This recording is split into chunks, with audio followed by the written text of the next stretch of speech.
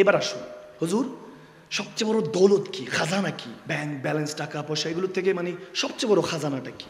ঈমান সবচেয়ে বড় দৌলত, সবচেয়ে বড় খাজানা। বিশ্বাস, বাংলায় বিশ্বাস, আরবিতে ঈমান, ইংলিশে বলে বিলিভ। উই আর বিলিভার, আমরা বিশ্বাসী, আমরা ঈমানদার, মুমিন।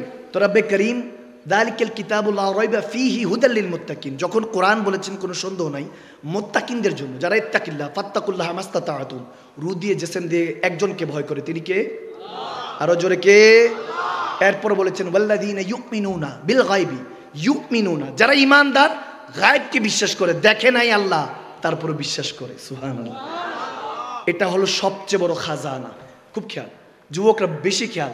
আমরা মাঝে মাঝে খেয়াল করি যে আল্লাহর ওলিরা বা শাইখের তরিকাতরা, আলে পাকরা, আওলাদের রাসূলরা, ঈমানদাররা এত বিলিভ কিভাবে আনেন, বিশ্বাসটা তেনাদের মধ্যে কিভাবে অর্জন হয়, এবং তেনারা জুবান দিয়ে যা বলেন আল্লাহ কিভাবে কবুল করে। সুবহানাল্লাহ। যারা ঈমানদার আল্লাহওয়ালা, তারা জুবান দিয়ে যাই বলে আল্লাহ কবুল করে। এটা কিভাবে সম্ভব জানা দরকার আছে কি নেই? অনেক সময় সন্তানরা পয়দা হওয়ার পরপর দেখা যায় অ্যাবনর্মাল, কথা বলে না, চুপ করে থাকে, একটু বড় হওয়ার পরপর ডিপ্রেশনে পড়ে যায়, মনে যেন টেনশন, ঘুমায় না। অনেকেই আমাদের কাছে আসে, হুজুর একটু দোয়া করেন, ফু দিয়ে দেন, এটা সেটা। আসে কি আসে না? বুঝতেছেন তো আমার কথা? যে এই প্রবলেমগুলি কেন আসে? আমাদের মধ্যে ইমিউনিটি যে ক্ষমতাগুলি, এগুলো কিন্তু ঈমান থেকে আসে। আপনার ভিতরে ডেভেলপমেন্ট হচ্ছে, এটা আপনি বিশ্বাস করছেন হ্যাঁ আল্লাহ আছে, আগামীকাল করে দিবে, তাহলে আপনার আল্লাহর ক্ষমতা অতটুকু বোঝানোর জন্য। আর যদি বলেন না আমার আল্লাহ আছেন যেহেতু, চাইলে এখনই পারেন, এটা হলো বিলিভের মাকাম। আপনি যতটুকু বিশ্বাস করেছেন মালিক আপনার জন্য ততটুকু ব্যবস্থা করে দিবে। সুবহানাল্লাহ। এখন আপনার ফেইথ, আপনার বিলিভ, আপনার বিশ্বাস, এটা অনেক বড় খাজানা। এটা আমরা বুঝতেছি না কেন?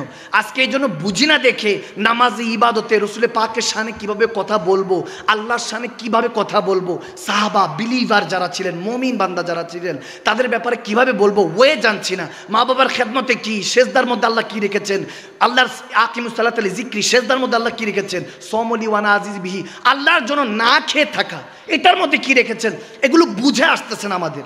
এই বুঝার বিষয় হলো ঈমান। আল্লাযীনা ইউমিনুনা বিল গায়বি, এটা আপনার ঈমানের বিষয়। ঈমান যদি না বুঝেন কোনো কিছুর মধ্যে মজা আসবে যে খোদার ইজ্জতের কসম। এই সমস্ত কথাগুলো এজন্য বললাম, আপনি ব্রেন থেকে, আকল থেকে যখন মেনে নিয়েছেন তিনি আছে, মাল্লাহুল মাওলা ফালাহুল কুল্লু, আপনি তেনাকে মেনে নেন, ওয়াহুয়া মাকুম আইনামা কুনতুম। রাব্বে কারীম বলছে কার কাছে যাচ্ছিস, আমাকে মেনে দেখ, আমি তোর সাথে আছি। যখন তুই আমার হয়ে যাবি সারা দুনিয়া তোর গোলাম বানিয়ে দিব। সুবহানাল্লাহ।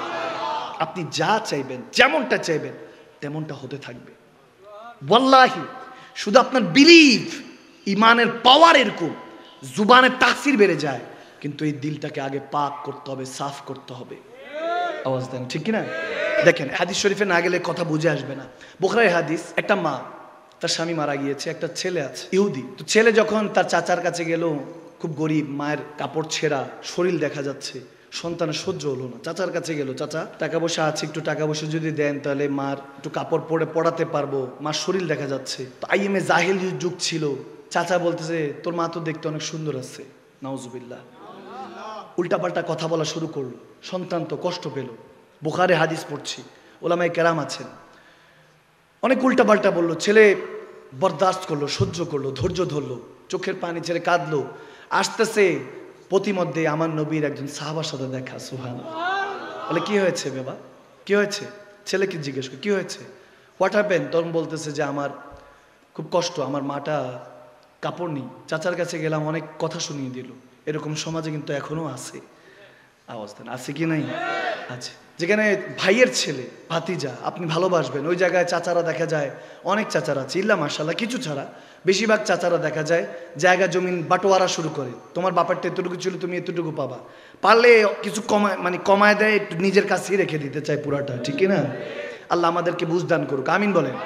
এরকম কখনো করবেন না। আল্লাহ মনে রাখবেন, আল্লাহ নিজের হক মাফ করে দিবে, বান্দার হক মাফ করবে না। যখন এরকম হলো, সাহাবায়ে রাসূল শুনলেন, শোনার পর বলছে টেনশন করিস না, মদিনার মধ্যে একজন কামলিওয়ালা নবী আছে। যখন দুনিয়ার কেউ তোর মনের কষ্টগুলি বুঝবে না, একজন আল্লাহ দিয়েছেন যিনি তোর মনের কষ্টগুলি, দুঃখ শোনার জন্য বসে আছে। সুবহানাল্লাহ। যখন এই কথা বললো, যুবক বলে আচ্ছা ঠিক আছে, মার কাছে দৌড়া গেল, মাগো একজন নাকি আছেন যেনার কাছে সহযোগিতা করলে পাওয়া যাবে। চাচা তো অনেক কথা শুনিয়ে দিল। মা বলছে ঠিক আছে যা, তবে একটা শর্ত, উনি যদি বলে ওনার ধর্ম, উনি নাকি অন্য ধর্ম প্রচারক, যদি অন্য ধর্ম গ্রহণ করতে বলে তাহলে ওনার থেকে কোনো সাহায্য নিস না। আর যদি দেখো যে না এসব কোনো কথা বলছে না, তাহলে যেটা বলে সেটা শুনিস।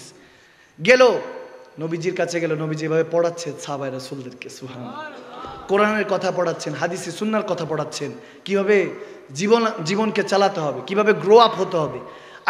আইয়ামে জাহেলি যুগ ছিল, কিভাবে নিজেকে স্টাবলিশ করবে, কিভাবে জেনারেশন টু জেনারেশন এই জ্ঞানগুলি প্রজন্ম ধর প্রজন্ম চর্চা করবে, সেটা নবীজি শিখাচ্ছেন। যুবক দাঁড়িয়ে আছে দূরে, নবীজি কাছাকাছি ডাকলেন, এদিকে আসো।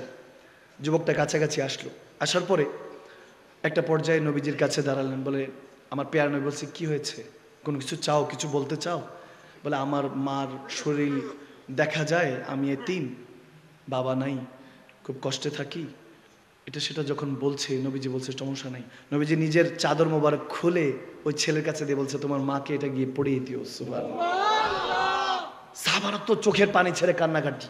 আহা কি কিসমত, उसकी किस्मत का चमका सितारा जिस पे नजरे करम उन्होंने डाली। सुबहानाल्लाह, তার কিসমত চমকিয়েছে যার সাথে দয়াল নবীর দেখা হয়েছে, ঠিক কি না? ওনারা সাহাবায়ে রাসূল হয়ে গিয়েছেন। সাহাবারা কান্না করেছে এই ভেবে, যারা আমরা এতদিন ধরে খেদমত করি, নবীজির চাদর মোবারক তো দূরে থাক, নবীজির একটা ছোট্ট সুতা মোবারক পেলাম না।